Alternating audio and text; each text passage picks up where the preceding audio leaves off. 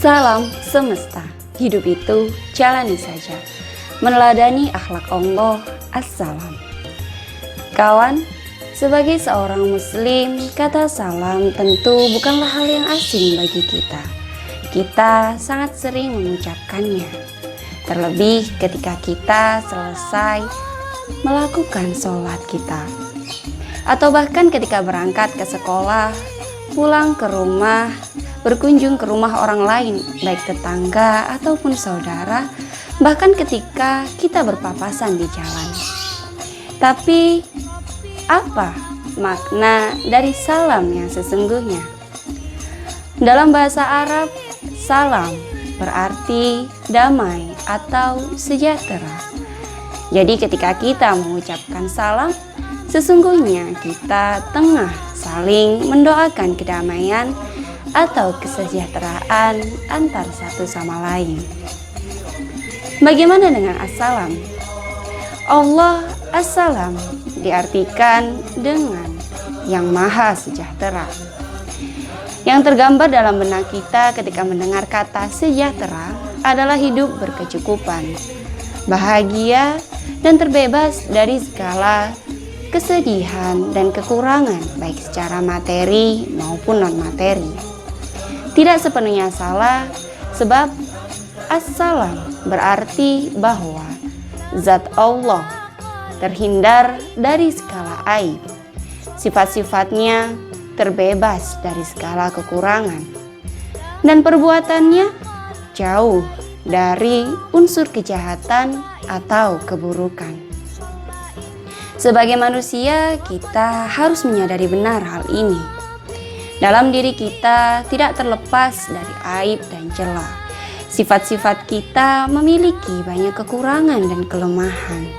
Dan perbuatan kita, meski tampak benar, belum tentu berdampak baik pada orang lain. Bisa jadi tanpa sadar justru merugikan orang lain. Perbandingan yang sangat jauh jika disandingkan dengan perbuatan Allah yang memiliki unsur kebaikan jauh lebih besar daripada keburukannya. Namun, lagi-lagi, sebab keterbatasan pemikiran kita membuat kita hanya melihat sisi kerugian yang kita dapatkan, bukan dari sisi kebaikan yang ada di baliknya. Mari ambil sebuah contoh paling mudah. Ketika kita jatuh sakit misalnya, kita seketika akan langsung melihat sisi kerugian yang kita dapatkan. Tidak bisa berangkat ke sekolah, tidak bisa masuk kerja, tidak bisa berjualan, dan masih banyak alasan lain. Tapi coba renungkan terlebih dulu apa penyebab kita sakit. Mungkin beberapa hari sebelumnya kita terlalu banyak beraktivitas melebihi kemampuan yang kita miliki. Atau justru selama ini ternyata kita kurang menjaga pola hidup sehat. Setelah itu, sadarilah bahwa sesungguhnya apa yang terjadi pada kita berawal dari kelalaian kita sendiri. Dan setelah menyadarinya, kita lihat dari sisi baiknya. Bukankah ketika kita sakit, kita beristirahat lebih banyak daripada sebelumnya? Ketika kita sakit pula, kita bisa beribadah lebih tepat waktu daripada hari-hari yang sebelumnya. Ketahuilah bahwa sesungguhnya ketika kita sakit, Allah hanya ingin kita berhenti sejenak untuk memikirkan dunia dan kesibukannya, kemudian berpaling padanya. Sebab Allah merindukan kita menemuinya dan menyebut namanya. Bukankah hal itu indah? Dan lagi Allah Subhanahu wa Ta'ala telah memastikan dalam firman-Nya surat An-Nisa ayat 40 yang berarti, sungguh Allah tidak akan menzolimi seseorang walau seberat biji atom. Jadi, apakah pantas jika kita menganggap Allah telah melakukan perbuatan jahat kepada kita?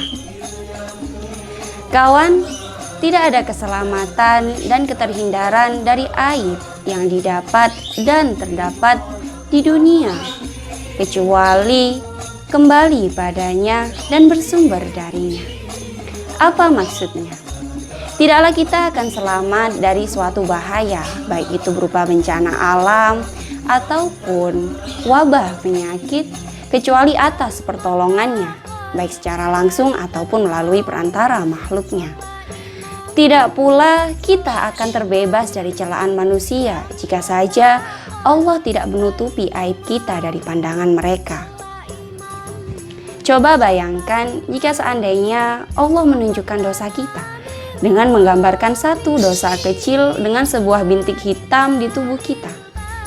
Sedangkan kita selama ini terlalu acuh pada apa yang kita lakukan dan tidak sadar bahwa sesungguhnya apa yang kita lakukan adalah perbuatan dosa. Kira-kira apa yang akan terjadi? Mungkin akan ada begitu banyak bintik hitam di tubuh kita sehingga kita malu untuk keluar dari rumah. Lalu bagaimana cara meneladani sifat ini? Seperti dengan makna kata salam yang berarti damai atau sejahtera, kita bisa menerapkannya dengan menciptakan kedamaian di lingkungan kita, baik lingkungan keluarga, lingkungan masyarakat, atau bahkan lingkungan negara. Tetapi sebagai manusia yang memiliki banyak kekurangan dan seringkali selalu melihat sisi negatif dari orang lain dalam berhubungan dengan sesama, ada baiknya jika kita memulai dengan menciptakan kedamaian dari dalam diri kita sendiri dengan cara membebaskan hati kita dari tipu muslihat, dari kebencian, iri, dengki, dan keburukan-keburukan yang lain. Kemudian barulah kita menjaga diri kita agar tidak menyakiti sesama, keluarga, teman, saudara, atau yang lainnya, baik dengan ucapan atau perbuatan kita, sesuai dengan apa yang telah Rasulullah Shallallahu Alaihi Wasallam sabdakan, bahwa Muslim yang sejati adalah ia yang tidak menyakiti Muslim lainnya, baik dengan lisannya ataupun dengan perbuatannya.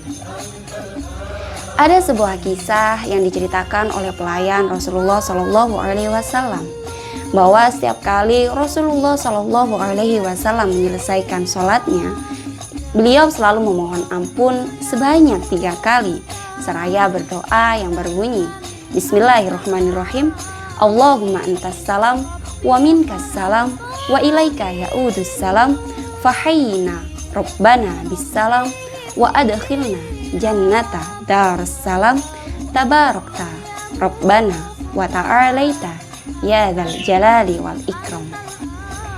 Semoga Allah selalu melimpahkan keselamatan bagi kita baik di dunia maupun di akhirat, dan menjadikan kita sebagai golongan yang termasuk dalam orang-orang yang dimasukkan ke dalam dar as-salam. Wallahu a'lam. Sekian, hidup itu jalani saja. Salam semesta.